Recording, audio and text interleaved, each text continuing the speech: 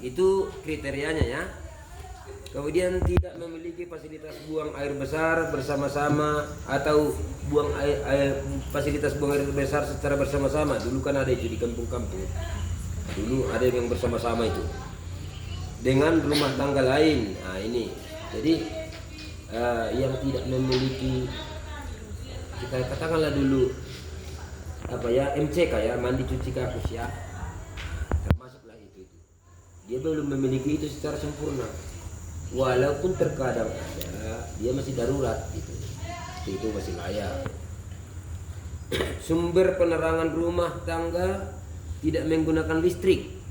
Artinya dia belum masuk listrik. Tapi ini salah satu kriteria ya. Nah, jadi kalau dikatakan kenapa yang terima bantuan itu sekarang semua sudah mempunyai listrik, mungkin dia kena di yang satu itu. Gitu.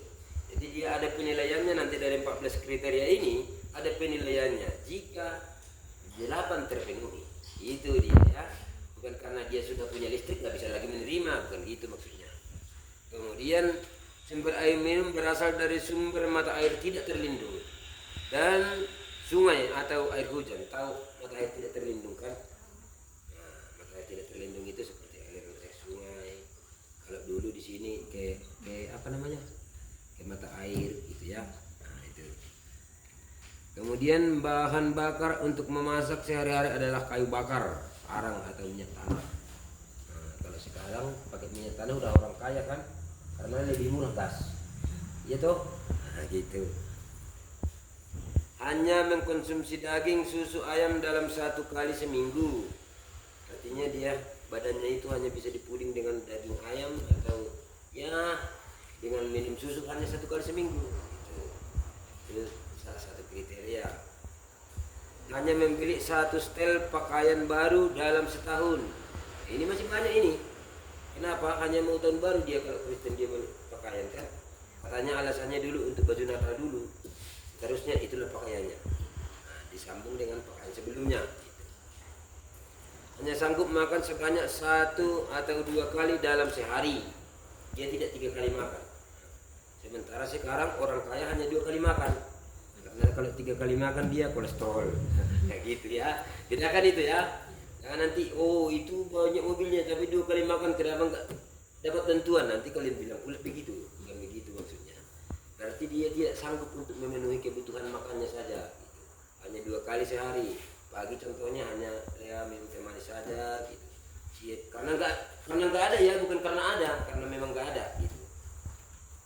Tidak sanggup membayar biaya pengobatan di puskesmas atau poliklinik. Nah, itu pernah kalian dengar itu apa? KIS, Kartu Indonesia Sehat, gitu. Nanti kita terangkan lagi situ. Sumber penghasilan kepala rumah tangga adalah petani dengan luas lahan 500 meter kuadrat. Kalau ini saya kira di tempat kita masih lebih lah. 500 meter kuadrat itu adalah 2 rantai lebih ya, 2 rantai lebih. 1 rantai lebih. 1 rantai lebih itu. Buruh tani, nelayan, buruh bangunan, buruh perkebunan dan atau pekerjaan lainnya dengan pendapatan di bawah 600.000 per bulan. Artinya di bawah 600.000 per bulan dia berarti sudah miskin dia. Apalagi dia sudah punya kuliah kan. Nah, udah nggak sanggup lagi tuh. Pendidikan tertinggi kepala rumah tangga di bawah SD. Ada yang tidak tamat SD, ada yang tidak pernah sekolah, dan ada yang tamat SD saja gitu. Tidak memiliki tabungan barang yang mudah dijual dengan minimal 500.000 seperti sepeda motor kredit, non kredit, emas, ternak, kapal motor atau barang modal lainnya. Artinya gini, dia tidak memiliki barang-barang yang bisa dijual cepat. Nah, dengan harga tadi standarnya 500.000. Jadi kalau ada nanti kalian lihat di situ orang naik kereta tetapi dapat bantuan, kadang mereka menggunakan keretanya itu untuk sumber pengirimannya. Contoh, dengan keretanya itu dia berjualan gitu ya. Bukan semua pemilik kendaraan roda 2 itu juga kita katakan mampu ya, masih banyak yang kurang mampu. Itu ada kriterianya 14, tapi penjelasannya nanti kalian ambil aja biar bisa kalian catat dengan baik ya. Udah lanjut. Nomor 6 itu kapan bantuan tersebut disalurkan ke masyarakat? bantuan tersebut disalurkan secara reguler dia sesuai dengan penetapan anggaran pendapatan negara. Artinya begini, kadang dia mau per triwulan dan kadang juga mau semesteran gitu ya. Makanya tergantung kepada penetapan anggaran di Kementerian Keuangan. Kalau katanya dibayarkan setiap bulan, itu akan dibayarkan setiap bulan. Kita menunggu regulasinya. Makanya kalaupun dia per triwulan, berarti itu dibayarkan sekali 3 bulan. Kalau per semester dibayar sekali 6 bulan. Itu dia ya. Ini lanjut ke pertanyaan yang nomor 7. Bantuan apa saja yang didatangkan oleh pemerintah ke daerah ini? Ya, itu tadi. Bantuan yang saat ini diterima oleh warga kita ada banyak jenisnya. Ada banyak jenis. Dalam hal ini konteks Kementerian Sosial ada 4 itu ya.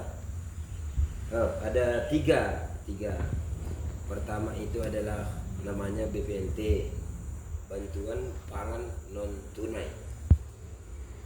Bantuan pangan non tunai, kemudian PKH, keluarga harapan. Kemudian ada lagi yang namanya Kartu Indonesia Sehat. Baru ada lagi yang namanya Kartu Indonesia Pintar. Itu yang kita terima lewat Kementerian Sosial, dan KIP-nya lewat Kementerian Pendidikan. Itu ya. Itu ada 4 itu secara reguler diberikan kepada KPM-nya, keluarga penerima manfaat. Kemudian ada lagi banyak bantuan sebetulnya yang diberikan oleh kementerian-kementerian lain. Contoh Kementerian Pertanian, kalau kalian dengar ada itu pupuk subsidi, itu juga bantuan gitu loh. Kalau kalian dengar ada bibit bantuan, itu juga bantuan.